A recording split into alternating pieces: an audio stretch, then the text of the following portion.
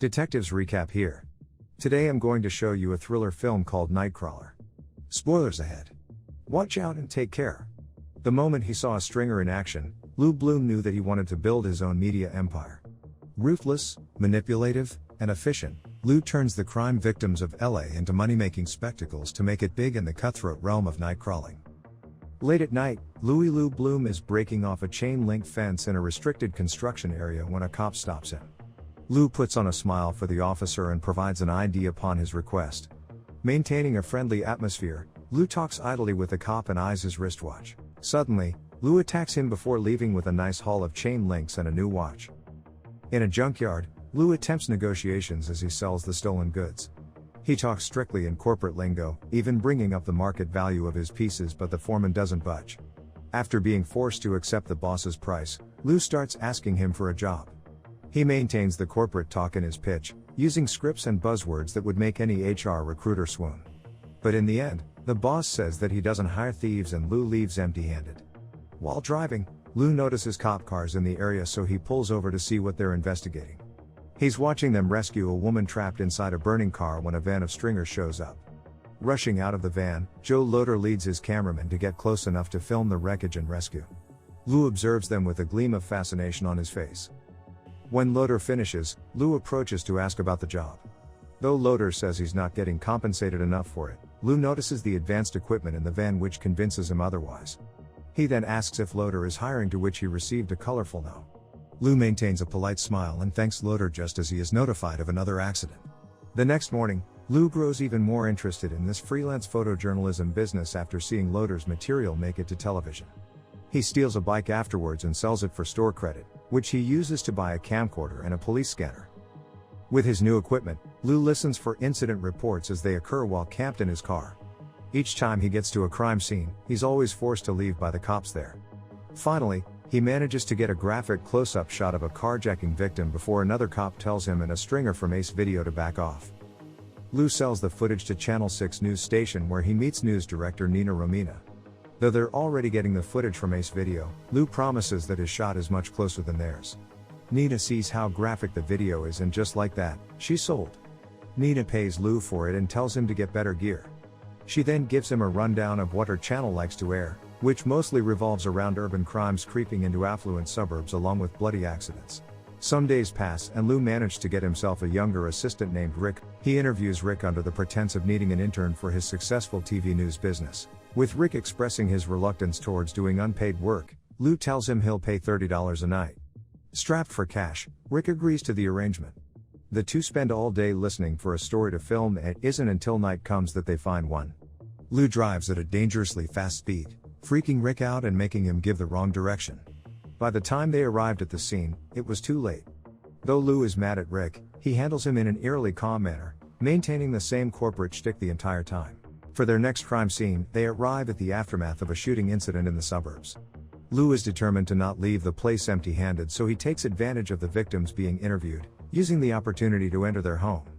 Once inside, he tampers with the photos on the fridge, rearranging them to craft a more compelling narrative for his footage. Lou delivers the material over to Nina and she loves it. Assignment editor Frank, however, finds the footage unethical. Nina shoots Frank down harshly and proceeds with running the tape. Lou and Nina share a brief conversation where Lou tells her that while he hasn't received much formal education, he's a fast learner who spends all his time studying online. He adds that television news just may be something that he loves, and something that he's good at. After being left alone, Lou sits behind the news anchor's table. His smile is gone and he's left with a blank look on his face, as if pondering over his plans. Days, crimes, and accidents go by and Lou and Rick are on a roll. They're able to shoot a ton of breaking material, all with horrific headlines. Despite his increasing experiences, Lou continues to handle the job callously. While a man tries to talk to 911 about a car crash that led to severe injuries, Lou points the camera at his face and presses him about what happened. When the man tells him off, Lou goes on ahead to film the injured victim.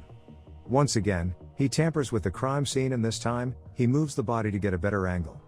In spite of what he did, he is exhilarated by the results and shows no remorse for his actions, simply leaving when Loader and the cops had arrived.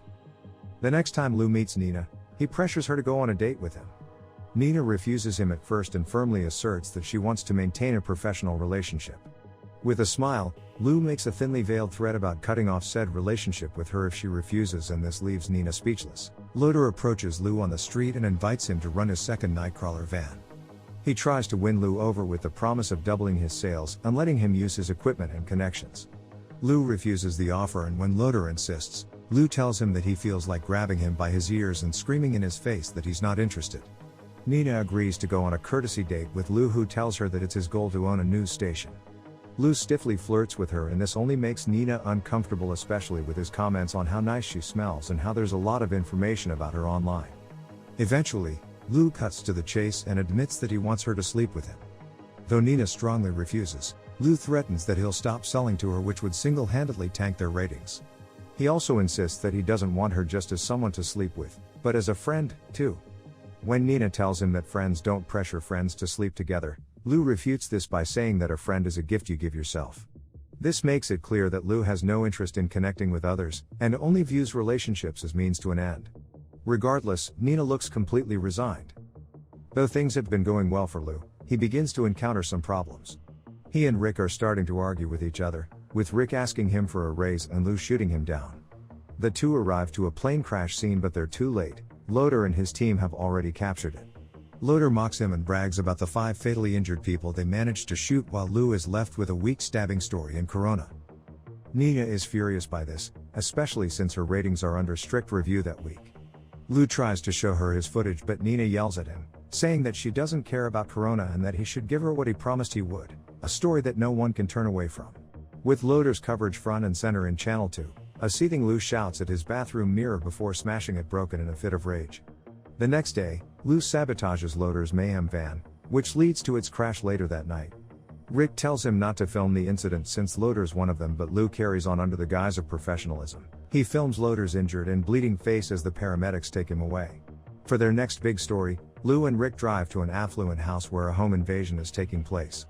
The robbers are still inside, but Lou is undeterred in spite of the gunshots he just heard. He continues filming everything, even the plate number of the robbers' vehicle, as they drive away. With the crooks gone, Lou makes his way inside the home and he starts filming every dead body and blood trail he could find. He has no regard for the victims at all, even filming a bleeding, elderly man as he weakly grasps for breath. When Lou gives Nina the footage, she is impressed. It's exactly what their station needs, and she ignores Frank's ethical reservations, insisting on airing it. When it's time to negotiate for prices, Lou starts off with his usual tactic of giving an absurdly high number until they arrive at $15,000. Nina tries to negotiate for a lower price, prompting Lou to start making his other demands, like having his company, Video Production News, credited on air along with meeting the rest of her team.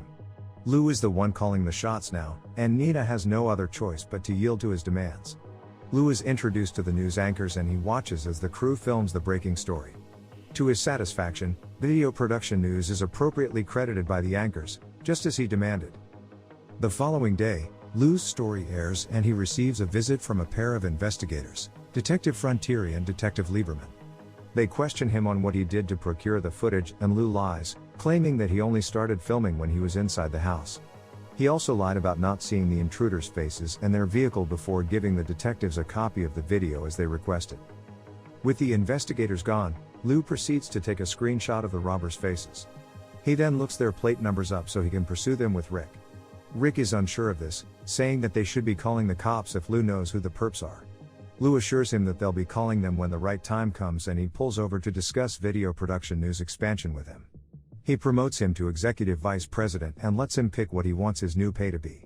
Rick meekly settles for $75 a night, and when he realizes that he could have chosen a higher number, they've already closed the deal. They stop when Lou spots the criminal's car, and this is when Lou tells Rick that there's a reward of $50,000 for their capture.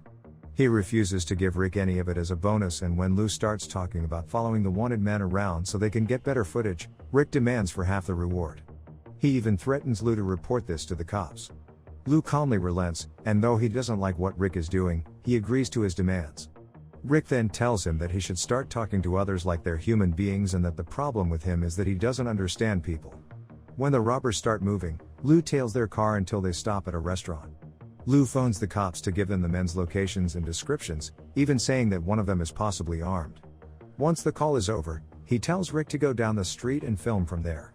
Rick strongly refuses, and though Lou is speaking as professionally as he always does, he begins to threaten him. He asks Rick, what if his problem isn't that he doesn't understand people, but that he doesn't like them? Then, he asks what if he was obligated to physically hurt him. Knowing that he's in a dangerous position with his boss, Rick is forced to do as he says. When the cops arrive, Lou starts filming from his car while Rick films from down the street. More and more cops show up and a shootout ensues. One of the criminals manage to escape, and as soon as Rick gets in the car, Lou floors it to chase the man down. Lou doesn't care about the casualties at all, and he orders Rick to start filming. Of course, Rick is terrified by this, especially with the dangerous turns that Lou is making and how closely he's tailing them. A car suddenly crashes against the zipping police car, and ever wide-eyed Lou remains unflinching and unblinking. He doesn't listen to Rick's protests, even when the robber's car is ramming the cops. Both vehicles end up crashing, and without missing a beat, Lou steps out of his own with his camera in hand. He walks up to the robber's vehicle and calls out to Rick, telling him that the man is dead. At Lou's instruction, Rick goes to film the supposedly dead man, but as it turns out, he is still alive. He shoots Rick multiple times before stepping out of the car. The man comes face to face with Lou, but with the sirens blaring from a distance, he tries to escape only to be shot dead by the police. Lou walks on over to Rick as he lay dying on the ground to film him. When Rick accuses Lou of seeing that the man was still alive, Lou simply tells him that he can't jeopardize his company's success by retaining untrustworthy employees. He coldly adds that Rick used Lou's own bargaining power against him, and that he would have done it again. When Rick dies, Lou takes the camera from him, then takes his leave. As Lou makes his way to see Nina, he greets the news crew with a charming smile as if nothing happened. He even gets recognized by one of the news anchors. Nina is stunned to see the entire footage, and with the video stopped at Rick's dying body, she turns to face Lou, completely smitten and entranced by his work.